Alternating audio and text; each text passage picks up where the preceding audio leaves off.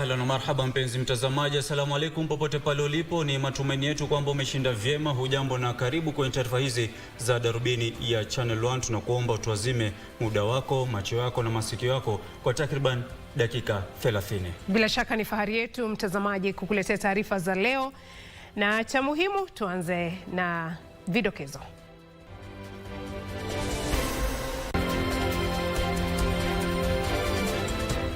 I welcome the progress being made in the ongoing negotiations for a legally binding global agreement aimed at ending plastic pollution.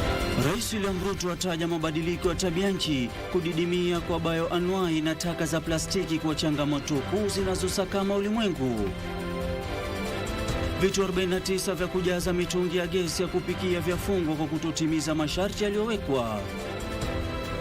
Na kinara wa upinzani Raila Odinga asema azma yake kuwa mwenyekiti wa tume ya Jumuiya ya Afrika haiyumbiki.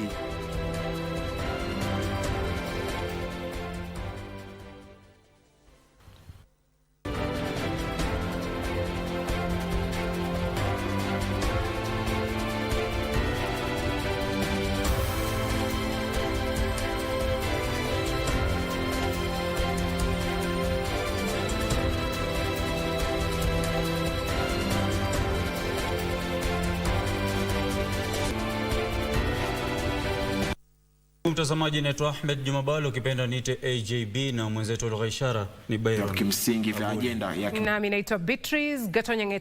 Karibu kwa taarifa zetu jioni ya leo.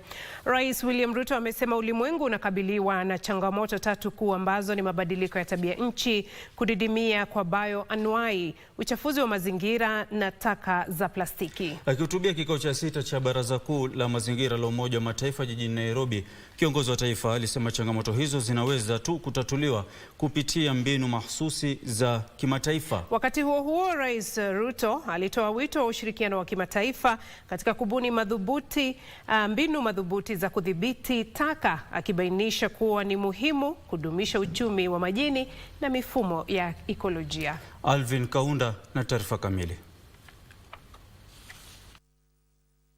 Rais William Ruto aliungana na wajumbe kutoka kote duniani kwa kikao cha 6 cha Baraza la Umoja wa Mataifa kuhusu mazingira UNEA jijini Nairobi, kikiwa jukwaa kuu la kubadilishana taarifa. Rais alisema Kenya imeanzisha mfumo kamilifu wa kitaasisi wa kufanikisha hatua madhubuti za sekta mbalimbali zikiwemo nishati na uchafuzi wa mazingira. Global greenhouse gas emissions are still on the rise.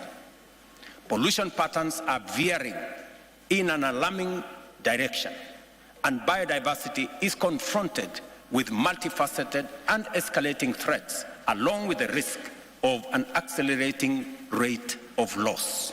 Rais Ruto alitoa wito kwa kujumuishwa kwa vipengele vya kimsingi vya ajenda ya kimataifa ya mageuzi kuhusu suala la mabadiliko ya tabia nchi ili kuunganisha upya taasisi za kimataifa na maadili ya kimsingi ya jumuiya ya kimataifa kama msingi wa kuimarisha ufanisi na ujumuishaji. As humankind, we are faced with a critical decision to radically alter our course or persist on the current path, endangering our very existence. Undoubtedly, we collectively appreciate this predicament, yet our track record on course correcting is mixed. Maoni yake aliungwa mkono na mkurugenzi mtendaji wa shirika la mazingira la Umoja wa Mataifa Inger Anderson, ambaye alieleza haja ya kuangazia matukio ya awali kuhusu janga la mabadiliko ya tabia nchi. Therefore, we need to find the solutions, and the solutions are entirely doable. We need to eliminate the unnecessary. Nature has wrapped many things for us, but we don't need to wrap again. Wakati huo huo, Rais Ruto aliwaomba viongozi wa kimataifa kuunga mkono ombi la Kenya la kuwa mwandalizi wa kongamano la kimataifa la mkataba wa kukabiliana na taka za plastiki katika afisi za UNEP eneo Gigiri. We of course are continuously working on how to expand the horizon so that we bring on board, as we have done this time round, on plastic bottles as well. You may want to know that we have legislation now that takes this all the way to make sure that producers extended life producer responsibility is part of the equation in our legislation and in our policy framework. But the reason why we encourage that time limit is because this is a real problem. Plastic fills our waterways, plastic goes into our oceans, we have plastic in our bodies, and it is not, as we heard from Dr. Tedros Adhanom Ghebreyesus. Mkataba wa kimataifa kuhusu kero la plastiki unalenga kuanzisha mfumo mpana unaojumuisha viwango vya uwajibikaji, mbinu za ufadhili, viwango vya nyenzo na kemikali, kanuni za uuzaji bidhaa nje ya nchi na uagizaji bidhaa kutoka nje, na malengo mahasusi ya kukabiliana na uchafuzi wa plastiki kote ulimwenguni. Kiripotia Darubini, mie ni Alvin Kaunda. Na chama cha madaktari na wahudumu wengine wa afya nchini KMPDU kimelaani vikali mashambulizi dhidi ya katibu mkuu wa chama hicho Daktari Davji Atela aliyejeruhiwa vibaya na maafisa wa usalama alipokuwa akiongoza wanafunzi wanaosomea udaktari kwenye maandamano ya amani jijini Nairobi. Kwenye taarifa kwa vyombo vya habari, chama hicho kimeirai serikali kuanzisha uchunguzi wa kina dhidi ya maafisa waliotekeleza kitendo hicho na kuwachukulia hatua za kisheria. Wakati huo muungano huo umetishia kuanzisha mgomo wa kitaifa wa wahudumu wa afya kuanzia juma lijalo.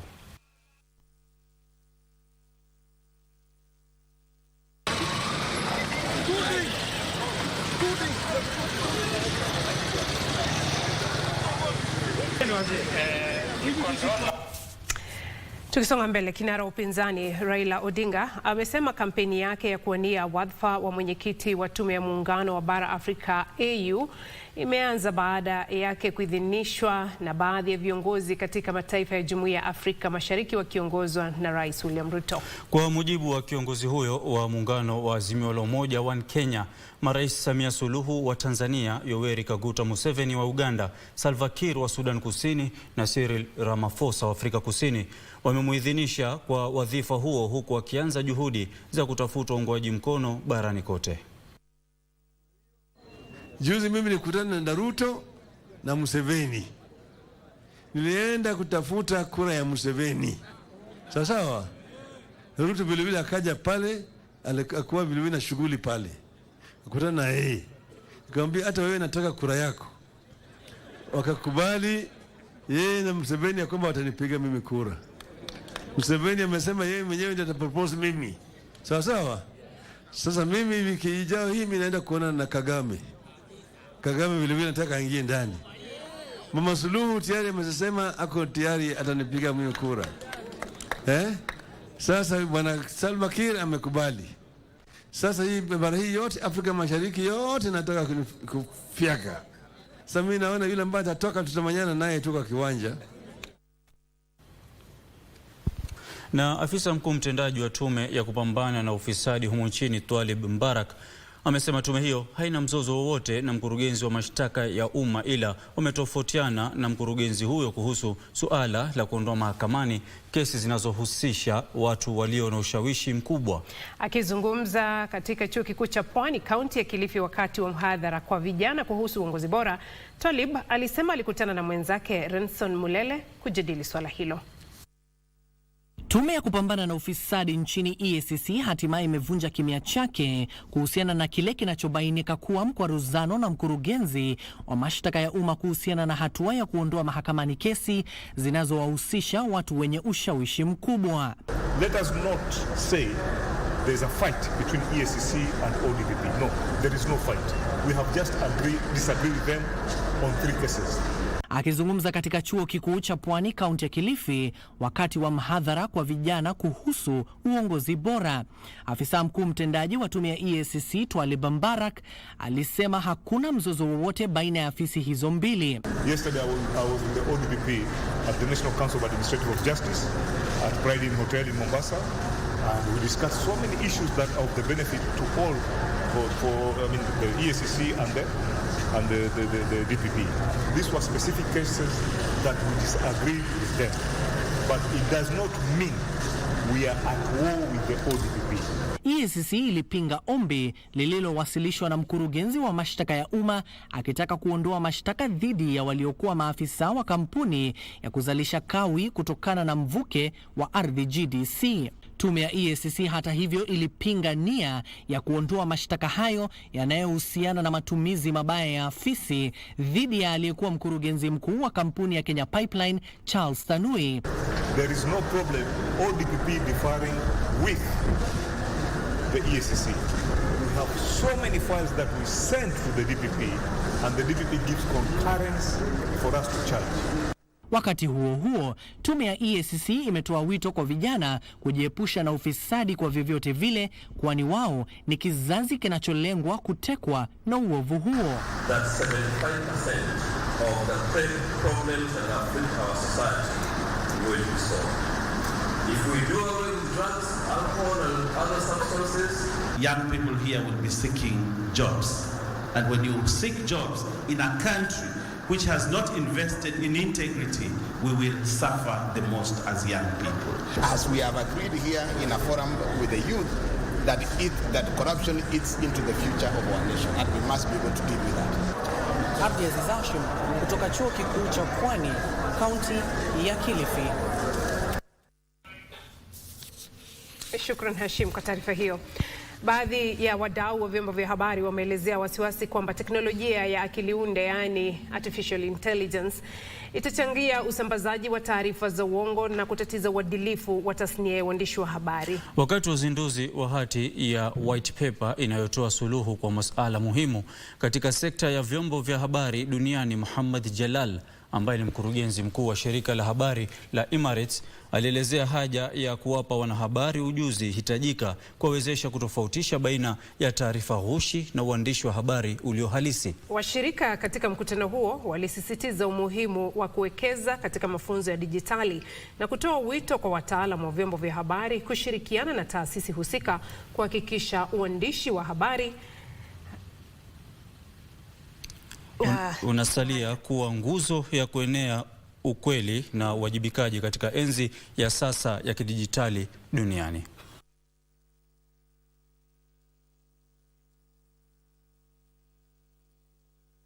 Media landscape is changing very quickly and fast, and also we need to be ready for those changes in a way that can take the advantage of the new change and also avoid any negativity that will come with these changes. And I think you have to be positive and take advantage of update your skills and be part of the future. Technology is now being developed which enables those who have content to protect themselves. Two, there is the legal regime. What do we do about the laws and regulation to protect the interests of those who generate content?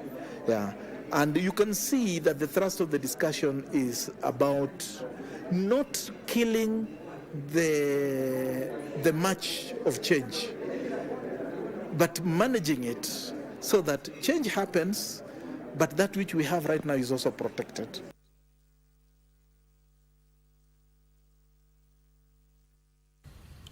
Na mtazamaji, taarifa hiyo kuhusiana na hatari ambayo huenda ikaharibu uandishi wa habari iwapo hatutochunga kama wanahabari, inatukamilishia awamu ya kwanza ya taarifa hizi za Darubini ya Channel 1.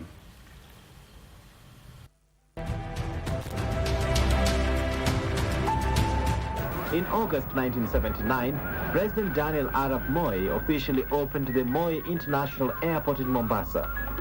This has become the leading entrance of international direct tourist flights from abroad, with all services and facilities to match its new role.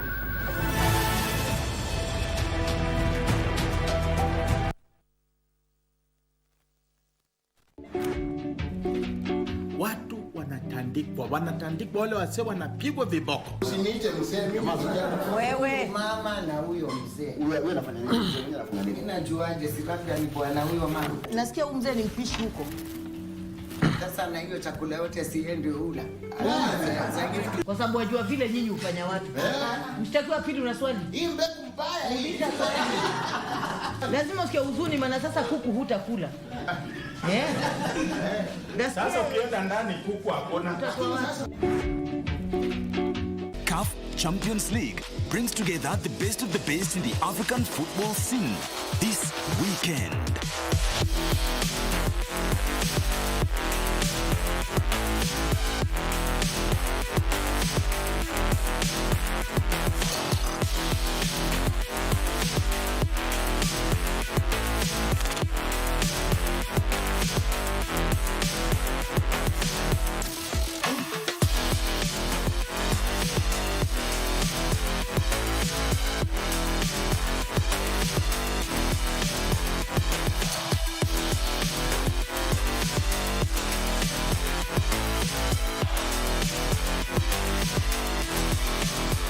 Champions League, where legends rise.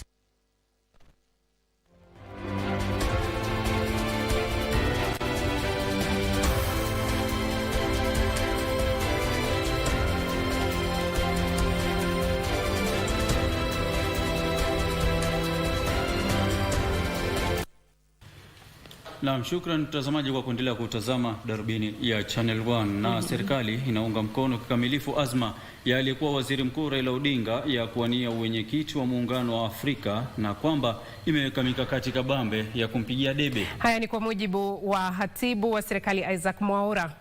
Kwenye hotuba yake ya kila wiki, Mwaura alisema kwamba Raila ana sifa zinazohitajika na hadhi katika jamii ambazo zitasaidia kusongesha mbele muungano huo. He is indeed a statesman, a patriot, and a Pan-Africanist who has made substantial contributions to the betterment of the Kenya's political, socio-economic sectors. The government is therefore in full support of his candidature, and his win, therefore, will be also a win for Kenya and the East African region and Africa as a whole. And it's actually going to make this country shine beyond its borders. As you know very well, they have had a meeting in Uganda with President Yoweri Kaguta Museveni. And that means East Africa is strongly united in supporting this candidature of Right Honorable Raila Odinga. And, you know, sometimes they say a prophet is not honored at home. Maybe, and we pray, that Raila Odinga can therefore really become the Africa Union Commission chair.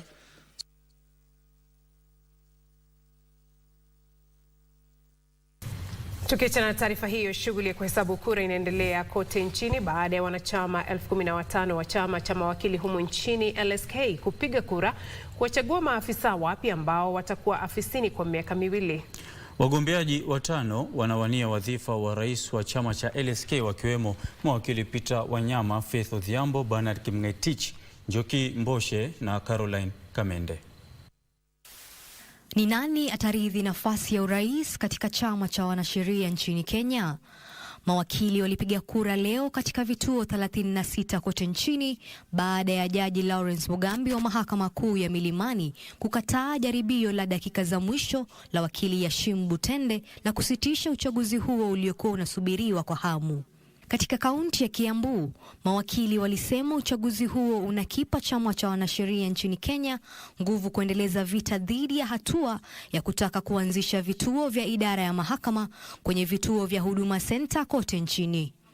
And I can see through our engagement as stakeholders that the judiciary has taken steps to try and remove this backlog, and we as stakeholders support those efforts. But now taking it to the Huduma kiosks, that is in no way going to reduce the backlog. All it does is to ensure that there's continued this inflation or infiltration of quacks into the space of practice, and they are going to now make the quality of judicial service to be watered down. Wakati huo huo, chama hicho tawi la Magharibi kimesema madai ya ufisadi katika mfumo wa idara ya mahakama hayana msingi wowote. Ninashangaa kuambiwa ati mtu kama judge anaweza kuchukua pesa kwa mtu. Corruption ya nini? Umeenda kwa school kweli, ukawa magistrate au senior advocate, uende uchukue corruption? Hata niliambia vijana wa hapa, siamini hiyo inaweza kuwa ukweli. Mawakili hao walisema kuwa madai hayo yalinuia kutilia shaka uadilifu wa chama hicho. Rais wa chama cha LSK huhudumu kwa kipindi cha miaka 2 afisini, huku akitarajiwa kutekeleza wajibu muhimu katika kushughulikia maslahi ya wanachama wa chama hicho. Haya, sasa mtazamaji, tuelekee katika mahakama ya upeo hapa jijini Nairobi ambapo shughuli ya kuhesabu kura inaendelea. Frederick Parsayo yuko pale kufuatilia shughuli hiyo jinsi inavyoendelea. Na bila shaka mtazamaji, kama tulivyokueleza katika hiyo taarifa iliyoisha sekunde chache zilizopita, ni kwamba siku hii ya leo kulikuwa na zoezi la kupigia kura kwa chama cha LSK wakitaka kumchagua rais wao. Kumbuka kwamba wawaniaji 5 wanamenyana katika kinyang'anyiro hicho, wakiwemo mawakili Peter Wanyama, Faith Odhiambo, Bernard Kipngetich, Njoki Mboshe na Caroline Kamende. Na hivi sasa shughuli ya kuhesabu kura hizo inaendelea katika mahakama ya upeo, yani Supreme Court hapa jijini Nairobi.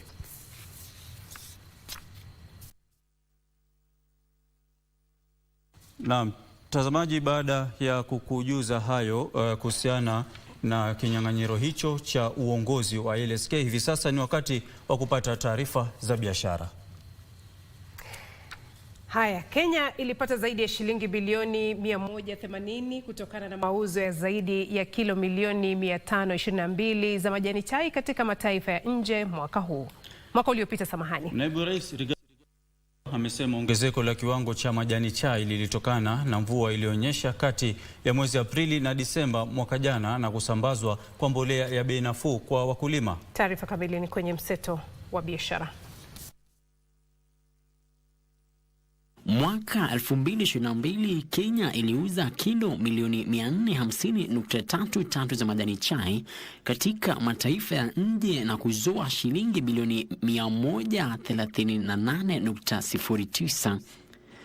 Kiwango hicho kiliongezeka mwaka 2023 kutokana na sababu kadhaa, zikiwamo mvua ilionyesha wakati huo, usambazaji wa mbolea ya bei nafuu kwa wakulima na kuimarika kwa thamani ya shilingi ya Kenya dhidi ya dola ya Marekani. Kiwango cha majani chai yaliyouzwa katika mataifa ya nje mwaka 2023 kiliongezeka kwa 16% hadi kilo milioni 522.92, huku mapato yakiongezeka kwa hadi shilingi bilioni 180.57. Court cases have frustrated reforms in the subsector, and in Kericho we did agree with all the stakeholders that they will withdraw the cases before court to allow the reforms to be beneficial to the farmer. Some have, unfortunately, others have not. I want to call upon all the stakeholders who mean well for the Kenyan farmer, who genuinely mean well for the Kenyan farmer, to please withdraw those cases and allow these reforms to be implemented fully for the benefit of the Kenyan farmer. Wakati huo wawekezaji wanapasa kuvumbua mifumo mwafaka ya ufadhili ili kupanua biashara ndogo na za kadri. Wazungumzaji katika kongamano la Suncup Africa mwaka huu lililokamilika jijini Nairobi walielezea wasiwasi kuhusu idadi kubwa ya biashara ndogo na za kadri zinazosambaratika kwa kukosa kupata mtaji wa kufadhili shughuli zao. The reason why we need blended finance is to create these investable assets for this large quantum of capital that's sitting on the sidelines, and that's really what we're trying to do. Hatimaye, wanachama wa vyama vya ushirika wanapaswa kuwasiliana na kushirikiana na wafanyabiashara wa nchini na wale wa kimataifa kwa minajili ya kubadilishana mawazo kuhusiana na namna ya kukabiliana na changamoto za biashara zao. Mwenyekiti wa chama cha ushirika cha Harambee Sacco, McLeod Malonza, amesema majukwaa kama hayo yanatoa fursa kwa watoaji wa huduma za fedha kuwafunza wanachama ujuzi unahitajika kuendesha biashara zao kwa ufanisi. We are targeting to net a minimum of 4 billion in 2 years, 2024 and 2025, to improve on our institutional capital and also get more money. Possibly 2026, 2027, we'll be looking at upgrading our core banking system. And so we require capital without interfering with the service to the customers. Frederick Muki, Darubini.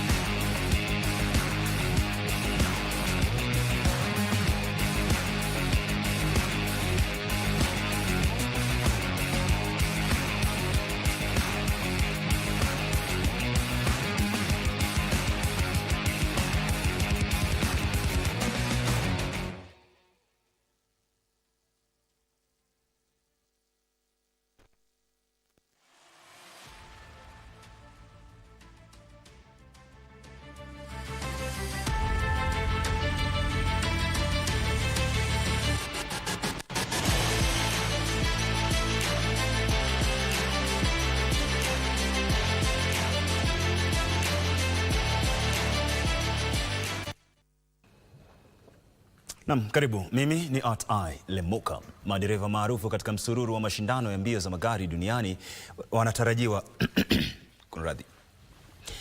wanatarajiwa kuhudhuria uzinduzi wa shule ya mafunzo ya mbio za magari utakaofanyika Loldia, Naivasha tarehe 27 mwezi huu. Chuo hicho cha mafunzo kitakuwa wazi kwa umma. Waziri wa michezo wa Babu na Mwamba aliweka wazi kuwa shule hiyo ni mojawapo ya miradi ya urithi wa wizara hiyo ambayo itatumika kukuza kizazi kijazo cha madereva wa mbio za magari humu nchini. You are going to have that whole Easter Exodus, which is an annual ritual, combined with the Vasha Exodus. So we have a double challenge to confront. Akizungumza wakati wa hafla ya kuwasilisha kwa kamati kuu ya mbio za Safari Rally itakayoongozwa na afisa mkuu Charles Gasheru, na Mwamba alifichua kuwa anafanya mazungumzo na baadhi ya wadhamini wa WRC ili kuzindua shule hiyo punde tu baada ya mashindano hayo kung'oa nanga. As we do Vasha, we'll also be promoting Team Kenya as they prepare to go to Paris for the Olympics 2024. This year we are also ramping up our preparation for the Africa Cup of Nations 2027.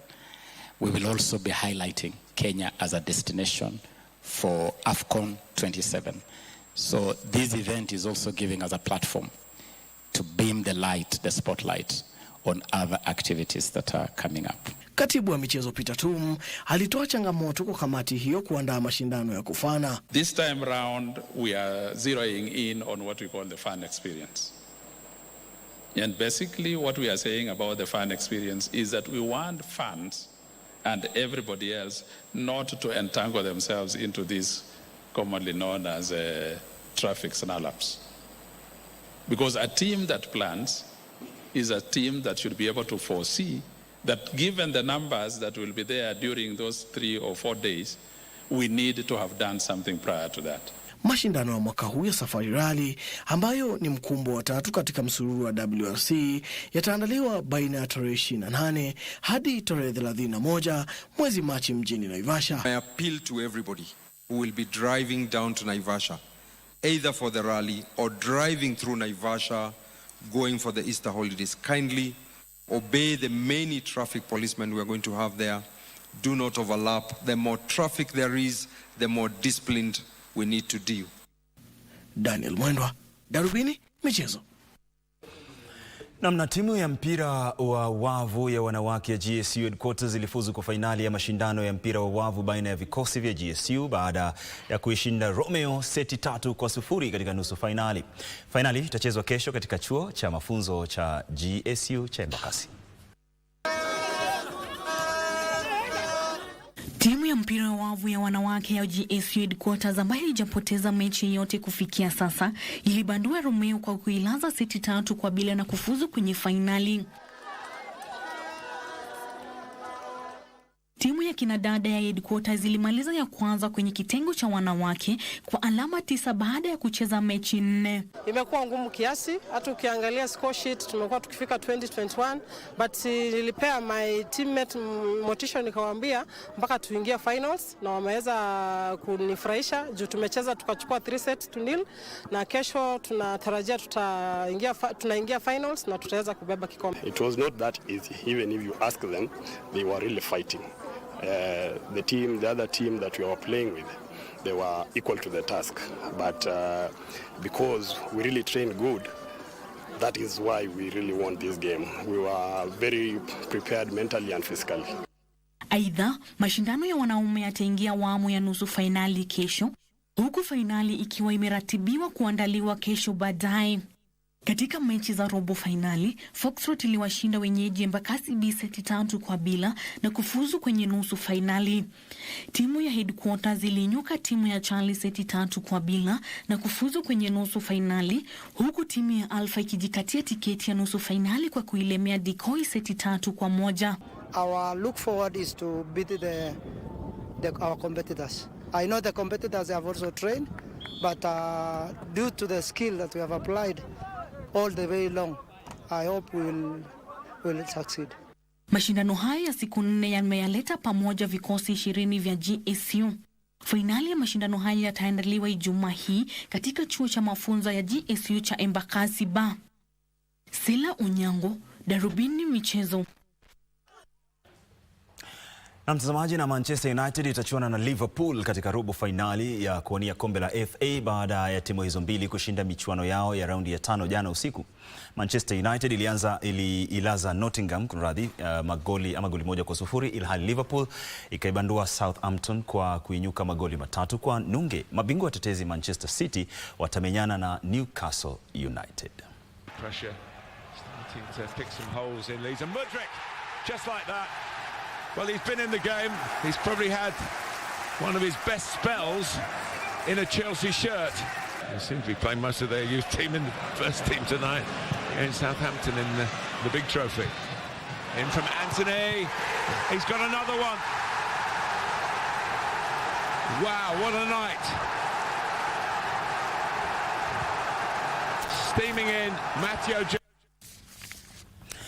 Bila shaka ni hapo ndo tunafika mwisho wa Darubini Michezo. Asante sana kwa utazamaji wako. Shukrani sana pia kwa muda wako. Tufanye vivi hivi tena hiyo kesho muda na wasaa kama wa leo, na kurejesha kwake Beatrice Gatonye, hali kadhalika Ahmed Juma Bhalo. Mimi ni Lemoka na nimetoka. Na ametoka. Bila shaka ni wakati wa kuingia darasani, sio? Na jana tulianza kuangazia wanasiasa mashuhuri akiongozwa na Rais William Ruto na naibu wake. Sasa leo hivi leo tutajifunza rais aliyemaliza hatamu yake, Uhuru Kenyatta. Uhuru. Na hayati Mwai Kibaki.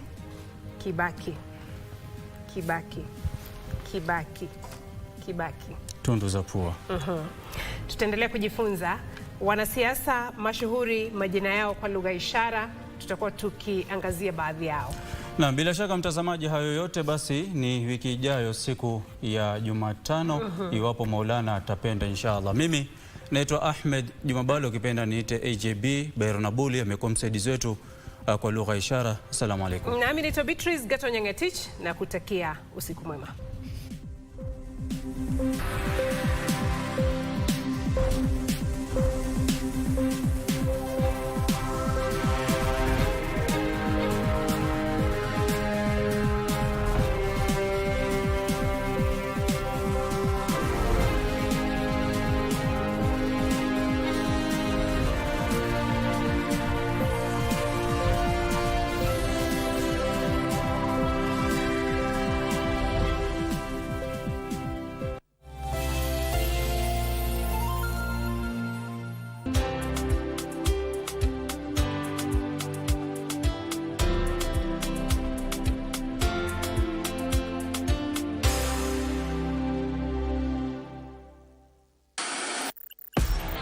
On KBC Channel 1, we are a TV station like no other. Get a taste of the best in entertainment. Yes, indeed. Feel the passion. Will you promise me? I swear that you will never lose me. I can't get married to you. I'm sure you knew about it. That's why you're making fun of me. Experience the drama. Get out. Who is the man in this one? And the laughter. Hii wigi umevaa kichwani. Sisi wakati tulikuwa tunaapishwa tunapewa mheshimiwa.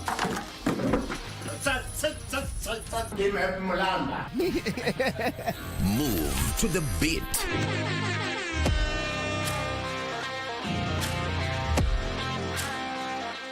We are live from Broadcasting House. And get informed on the latest happenings.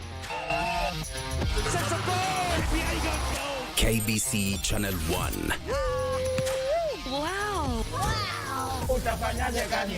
We are the full package. Oh, yes. And Kenya's watching. Thank you very much for joining us.